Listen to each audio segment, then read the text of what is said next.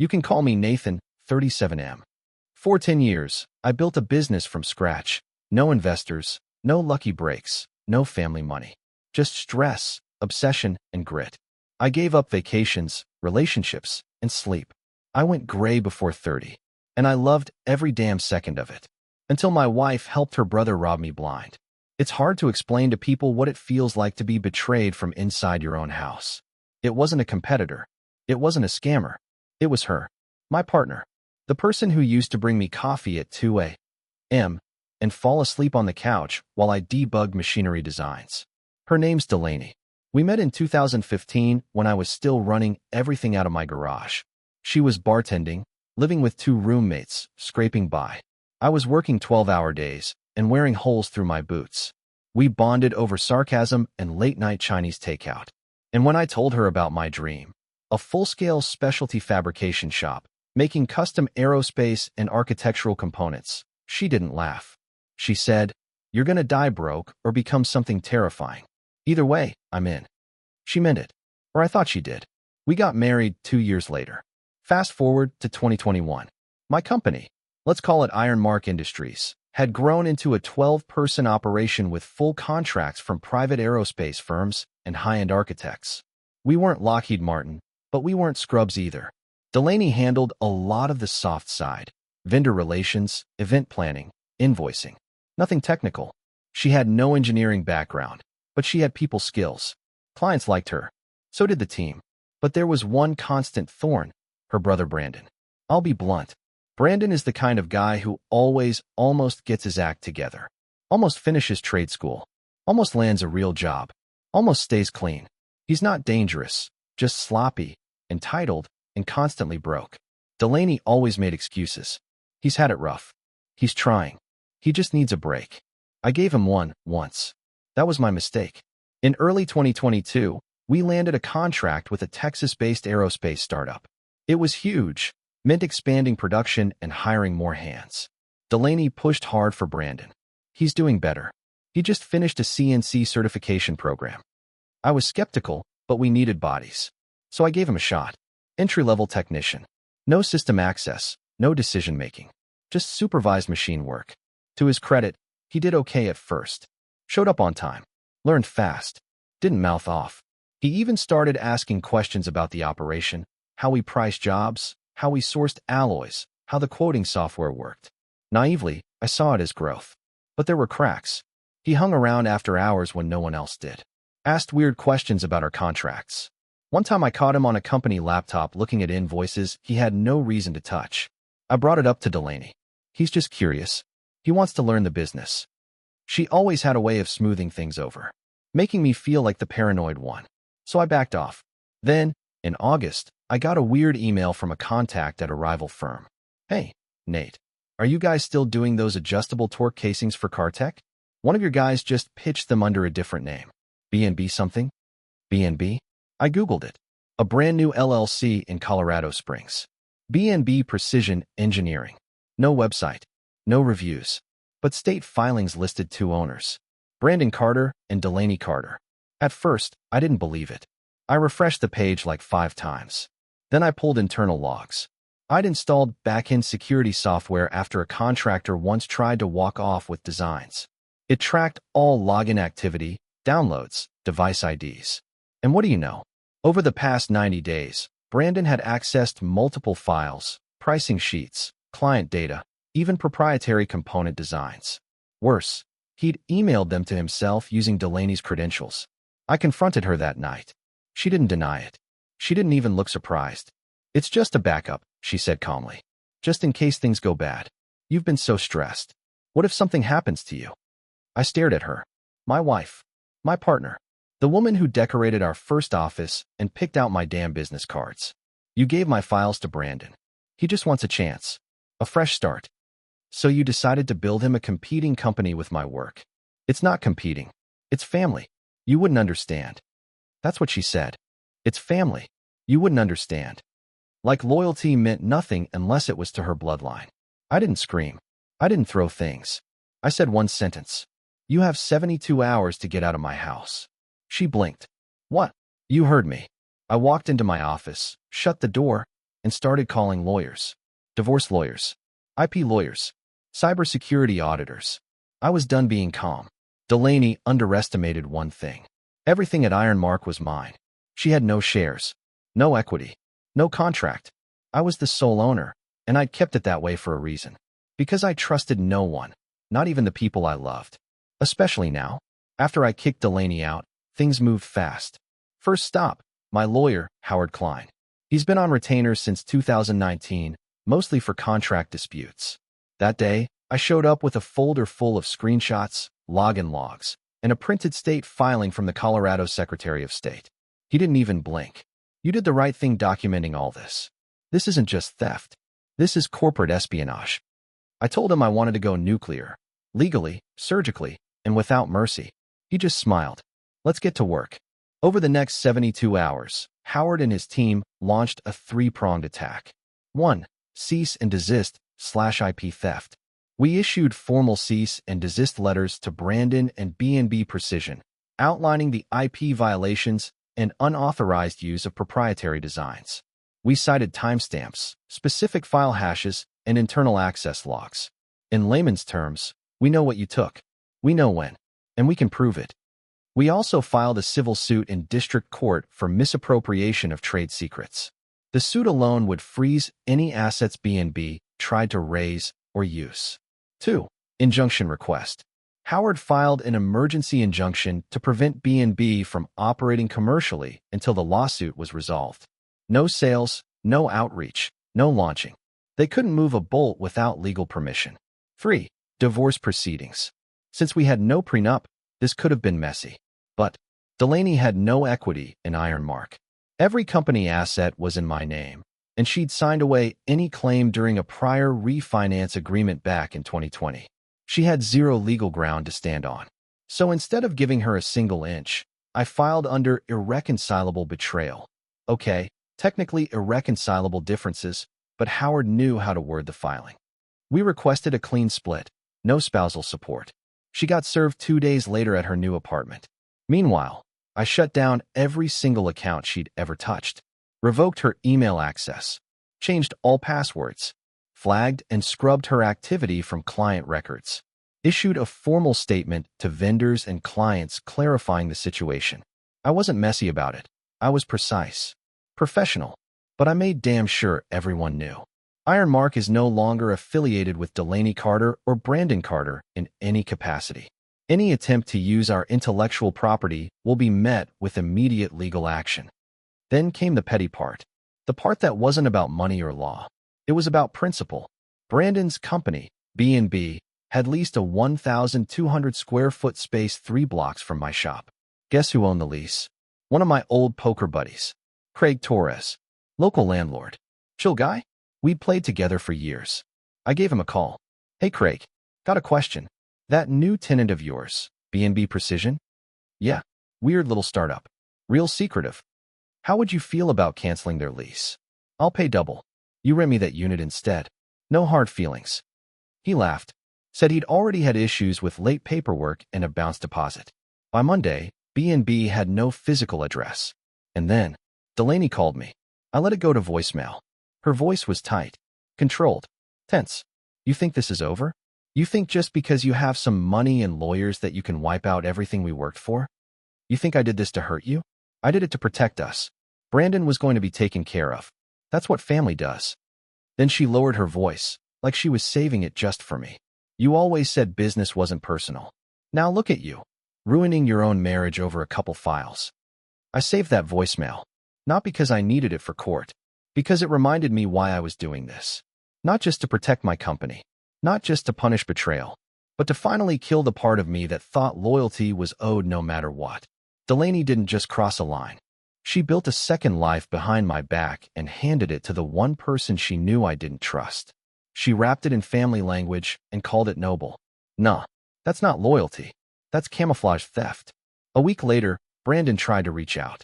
He sent a long, rambling email full of excuses. He said he never meant to steal anything, just wanted to start his own path. Claimed Delaney only helped him file papers and didn't know the full plan. I laughed so hard I nearly dropped my phone. The email ended with, "Man to man, We don't have to do this in court. Let's just walk away even. Even. He tried to clone my business, poach my clients, and undercut me using my own R&D. With my wife at his side. And now he wanted to call it a draw? No response. The court date was set for 6 weeks later. Delaney hired a lawyer. Brandon did too. Some guy from an ad on the back of a bus. They tried to stall. They tried to settle. They even tried to offer a payout, $15,000 to walk away. Howard sent back a 2-word reply. Double it. Because that wasn't about money either. It was about making them sweat. In the meantime, I kept building. Iron Mark landed a new aerospace client. We expanded into drone casing designs. My team pulled together harder than ever. Some even said they were proud I stood my ground. But I wasn't proud yet. I wasn't done. Not until I watched everything they built crumble. The first court appearance was for the injunction hearing. Just a preliminary step to determine whether B&B Precision should be blocked from operating while the civil case was pending. I sat across from Brandon and Delaney in that sterile courtroom. He wore a cheap suit and smug grin. She wore fake composure and no wedding ring. I didn't speak much. My lawyer, Howard, did the talking. But I watched them closely, especially her. I'd spent years reading Delaney in business meetings, parties, client dinners. I could always tell when she was bluffing. And now? She was terrified. Because she knew what we had. Howard presented screenshots of internal downloads tied to Brandon's user ID. Access logs showing the time, date, and IP of every stolen file. A breakdown of file names matching B&B's demo materials. And Delaney's digital signature on the B&B Incorporation form, signed while she was still my wife, under my roof. Brandon's lawyer tried to wave it off as industry overlap. There's no patent, Your Honor. There's nothing proprietary in a torque casing. Howard raised an eyebrow. Then why did Mr. Carter email himself 27 files from a secure server, including pricing data and client-specific configurations? Silence. The judge leaned forward. Temporary injunction is granted. B&B Precision will cease all commercial activity until this case is resolved. They didn't even make eye contact as they left the courtroom. But I saw it, the twitch in Brandon's jaw. The way Delaney's hand trembled while she clutched her bag. They were bleeding money, and we were just getting started. Then came the divorce mediation. Delaney's lawyer, a tall, Botoxed woman named Heather Quinn, came in hot. My client sacrificed years of her life supporting this man while he built his business. She was integral to his success. She's owed a portion of that success. I stayed silent. Heather pulled out statements, photos, emails, everything showing Delaney's involvement. Her event planning, her vendor connections, her presence on some invoices. It looked convincing to someone who didn't know the truth. Then Howard dropped our folder on the table. Inside, signed documents showing she had no ownership. A refinance agreement from 2020 waiving all future financial claim. Emails from Delaney herself stating she was happy to stay unofficial to avoid liability. And finally, a recorded conversation from 2 months before she left, where she told a mutual friend she was building something with Brandon on the side in case Nathan ever gets too full of himself. Delaney went pale. Heather looked like she wanted to throw something. Then she pivoted tactics. Your Honor, Mr. Monroe is controlling. My client feared retaliation. That's why she made backup copies. That's why she kept things quiet. Howard smirked. We have 0 incidents of domestic disputes, no financial abuse, no isolation. What we do have is a woman who used her proximity to a successful company to help build a copycat firm with her brother and got caught. I watched Delaney. No more calm. No more composure. Just a hollow stare, like the mask had fallen off and nothing was underneath. That night, she called me. I let it go to voicemail again. You don't have to do this. We can still fix it. Brandon's backing off. He said he's done. Let's just split what's left and move on. What's left? You mean my company? My life? My name? No. You don't get to betray someone and then bargain with the ashes. 2 weeks later, I got word that B&B's bank accounts had been frozen under court order. They tried to move money to a personal PayPal. Sloppy move. Flagged instantly. Brandon finally snapped. He posted a long, bitter rant on LinkedIn. Beware who you trust. Some people would rather destroy family than share success. The comments didn't go well, because Howard and I had an anonymous Reddit account ready to go. We posted every provable fact about the case in a single AITA-style post. No names, no direct identifiers, just dates, documents, betrayal, and revenge. It went viral. Thousands of upvotes. Hundreds of comments. OP is NTA. This is next-level family betrayal. Play stupid games, when legally binding consequences. Delaney deleted her Facebook a day later. Brandon made his Instagram private. Meanwhile, Ironmark kept growing. I hired 2 new engineers. We doubled our production capacity. And vendors who once worked with Delaney started coming back. Quietly, professionally, like nothing had happened.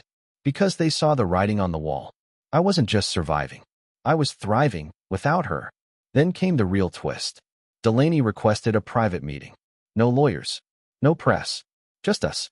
Howard advised against it. What could she possibly say that would help her case? I didn't care. I was curious. And a little bit cruel. I said yes. We met at a downtown coffee shop. Neutral territory. Public. Midday. Delaney showed up late, in sunglasses, with hair pulled back in a bun. Like she was trying to look casual, normal. But I could tell she'd rehearsed this.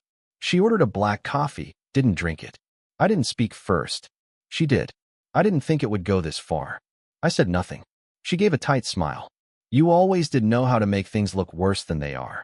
Still nothing. Finally, she leaned in. Let's not make this ugly, Nate. We both know Brandon screwed up. But you and I, we had something real. We built things together. We don't have to end it in flames. I looked at her for a long time. Then I said one word. No. She blinked. No what? No settlement. No forgiveness. No rewriting history. She rolled her eyes. So what? You want to punish me? For helping my brother? He's blood, Nathan. So was I said. Until I wasn't useful anymore. That shut her up. I leaned forward, elbows on the table. You didn't just help him. You took my designs. You used my trust. You lied, for months. And when I caught you, your first instinct wasn't guilt. It was damage control. She flinched. But then she smiled, the same tight, fake smile she used to give clients she hated. Look, let's be honest. You're not doing this for justice. You're doing this because your ego can't handle the idea that I moved on before you did. I laughed. Low. Sharp. You didn't move on. You lashed onto someone dumber than you and thought I'd never notice. That's when she dropped the real reason she called me here. She pulled a folded piece of paper from her bag and slid it across the table. A typed email draft, dated and signed, but ready. It accused me of financial abuse, emotional manipulation, and workplace harassment. I haven't sent it yet, she said. But I will, if you keep pushing this. I stared at it. Then I looked her in the eye. You really think that's leverage? It's not false, she said. It's just not the full story. Let me be clear, I said quietly. If that gets sent, I will bury you. Not out of revenge. Out of principle. Because you don't get to burn down my life and then play victim when the fire hits you. She said nothing. I stood up. Next time we talk, it'll be in front of a judge. I left the coffee untouched. 2 days later, her lawyer reached out with a new tone. Polite, cautious, evasive. My client would like to avoid further public damage and is open to reasonable terms. We sent back a counteroffer. Drop all claims. Sign a permanent NDA. Walk away with nothing. She declined. So we went to court. The civil hearing for IP theft was set in October. I showed up with Howard and a 6-inch binder full of exhibits. Brandon was already sweating before the opening statement. Delaney wore a gray suit and flat expression. But even from across the room, I could feel the fear. We presented technical metadata from the stolen files, Brandon's login records, internal chat logs where he asked another employee for vendor contacts, email threads between him and Delaney discussing launch plans for B&B while she was still under our roof. Their defense? They were preparing a hypothetical business. No clients were contacted. No profit was made. The judge didn't buy it. Not for a second. When Delaney took the stand, she tried to play soft. I was scared. I thought Nathan would shut me out. I wanted to have something of my own. Howard's cross-examination shredded her. Was that why you accessed financial documents using your husband's login credentials? I was trying to understand how the company worked. So you lied to his face for 3 months. Is that how you define understanding? She cracked. She cried. The judge wasn't moved. 2 weeks later, the verdict came in. The court ruled in favor of Ironmark. Full injunction against B&B operating under any name for 5 years. Damages awarded, $188,000. Brandon fined personally for unauthorized data access. Delaney ordered to pay court fees and sign a non-compete clause. It was over. Officially. Legally. Cleanly. But I still didn't feel done. That night, I sat in my apartment. Just me, a glass of scotch, and a stack of documents that now defined my past. I thought I'd feel vindicated. Instead, I felt free. Because it wasn't about beating them. It was about removing them from my future. And for the first time in years, the silence around me wasn't tension. It was peace. The weeks after the court ruling felt like walking out of a long, burning building. Everything was quieter. Emails went back to being about work, not subpoenas. Phone calls were client check-ins, not threats. And Delaney? Gone. No contact. No apologies. No second act. She signed the non-compete, dropped her counterclaims, and vanished. Friends said she moved to Santa Fe. New number. New apartment. No BNB. Like she'd ghosted her own past. I didn't care. Brandon, though, he wasn't done. I found out through a supplier. One of my aluminum contacts, Rodrigo, good guy, pinged me in January. Hey, just FYI. Some shop in Colorado Springs reached out asking for a price match on your spec. Said they were quoting drone frame designs. Sounded familiar. I asked for the company name. Vireo Dynamics, LLC. No record of them in our files. No website, again. Just a business license. So I did some digging. Owner listed, James Carter. That's right. Brandon's middle name is James. I knew what this was, a shell operation. Same game, new name. He figured he could skate by under the radar, avoid the injunction by changing the branding. Legally, he was wrong. The court ruling prohibited Brandon Carter, and any entity operated by or affiliated with him, from commercializing any fabrication designs derivative of Ironmark IP for 5 years. Vireo was just a recycled hustle. And now it was personal again. But this time, I didn't go straight to lawyers. I went to strategy. We built a quiet digital wall around his new project. I contacted every vendor who'd ever worked with us and gave them a discreet alert. Be cautious of Vireo Dynamics. IP history tied to pending injunction. Just a heads up. I flagged his website as potentially deceptive via multiple industry directories. I had our in-house developer run a daily scrape of their domain for any content overlap with our patents. Within 2 weeks, they had no suppliers. Within a month, their domain was flagged by 2 aerospace forums as high risk. And the final touch? I anonymously sent a copy of the court injunction to the leasing office of their new facility. With a note, just in case this violates your commercial lease policies. Guess who lost their lease again? Brandon tried to reach me. He called from a new number. Texted. Emailed. Man to man. You made your point. Let it go. Let me build something. I didn't reply. You don't get to fake being a builder when all you've ever done is steal other people's tools. Meanwhile, I changed. Not drastically, but deeply. I used to believe loyalty was automatic. That loving someone meant defending them no matter what. Now I believe in boundaries that don't bend under guilt. I started saying no more often. Took a real vacation. Started dating again. Not chasing someone to complete me. Just being present. Ironmark expanded into modular robotics frames. We won a grant. We moved into a larger facility. No drama. No sabotage. No Delaney. And that's when I realized. This was never about revenge. It was about clearing the space they were crowding out, so I could grow into who I was without them. I don't think about her much anymore. When I do, it's not bitterness. It's relief. Relief that I didn't let her rewrite the narrative. Relief that I didn't settle. Relief that I didn't let family become a free pass for betrayal. I ran into someone last week who used to know us both, a mutual friend from our grind years. He asked how she was doing. I just said, no idea. I don't look backward. He smiled. Cold. No, I said. Clear. They called me controlling. They said I was cruel. They thought I'd fold to guilt. But I didn't destroy them with rage. I didn't scream. I didn't drag them through the mud. I just outlasted them. Because in business, and in betrayal, sometimes the only real revenge is still standing when they expect you to crawl. It had been nearly a year since the court ruling. Things at Ironmark were better than ever. New facility. Bigger team. We even made the local business journal's top 100 innovators under 40. I was finally out of the mud. Then the email came. Hey Nate, quick flag on a subcontractor for that Stellantech project. Their client-side coordinator has a familiar last name. Thought you'd want to see. Attached, a project directory. Client-side contact, Delaney Rhodes. Different last name, but same person. I stared at it for a while. Didn't feel anger. Didn't feel fear. I just felt calculated, like she'd been waiting. Rhodes was her mother's maiden name. Smart, clean, unsearchable unless you really knew her. She wasn't leading a company this time. She wasn't building anything. She'd repositioned herself as a consultant, backdoor entry into the same world I lived in. The same one I won. My project manager, Kiana, asked if we should report it. She signed a non-compete. This might count as a violation. She was right. The clause was ironclad. 5 years. Any involvement in manufacturing or fabrication tech consulting. Violation would trigger a $75,000 penalty and automatic legal motion. But I paused. Because it wasn't about the clause. It was about the pattern. Delaney didn't know how to build.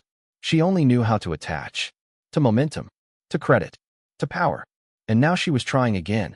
Only smarter. Quieter. So I told Kiana, don't do anything yet. Just keep eyes on it. We proceeded with the Stellantech job. Watched. Waited. 3 weeks later, it became clear. Delaney wasn't just consulting. She was rewriting her past. Told vendors she had years of experience in aerospace liaison work. Claimed she'd led strategic growth at a previous fabrication firm. No name, of course.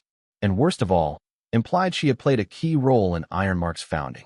I found a supplier call recording forwarded to us by a rep we'd known for years. Delaney saying, "Yeah, I used to work with the founders of Ironmark back in the day. Great guys. We took different paths, but I still respect what they're doing." Founders. Plural. Nice little rewrite, huh? So I had a decision to make. Do I A. Trigger the legal clause, hit her with the penalty, and bury her again? Legally, cleanly, publicly? Or B. Do nothing. Let her float. Let the industry see, slowly, quietly, that she's a shadow with a story no one believes. For 3 days, I went back and forth. I read the court documents again. Pulled up her LinkedIn, locked. Talked to my team. Most of them said, wipe her out again. One of them, Cam, our lead designer, said something different. She wants the fight. Don't give it to her. Let her rot in the silence. That stuck. Because Cam was right. Delaney thrived on friction. Attention. Narrative. She wanted to be noticed. If I took legal action, I'd feed that. If I let her twist in the wind, talking like a founder, acting like a player, but never landing anything real, that was worse. So I did something else. I called Stellantech directly. Told them, hey, no drama. Just a quiet heads up. That consultant you hired was involved in legal action with us last year. I won't go into details, but here's a summary statement we're authorized to share. I sent a neutral, professional summary of the court ruling, no emotions, no threats. They thanked me. 3 days later, Delaney's name was off the project directory. She tried to reach out. Of course she did. One email. Not sure why you're still dragging this out. I'm just trying to move on. You said you were done. Prove it. I didn't reply. I archived the email. And that night, I slept like a man who's already won. Because I had. What do you do when your past keeps crawling back in a different skin? You don't rage. You don't shout.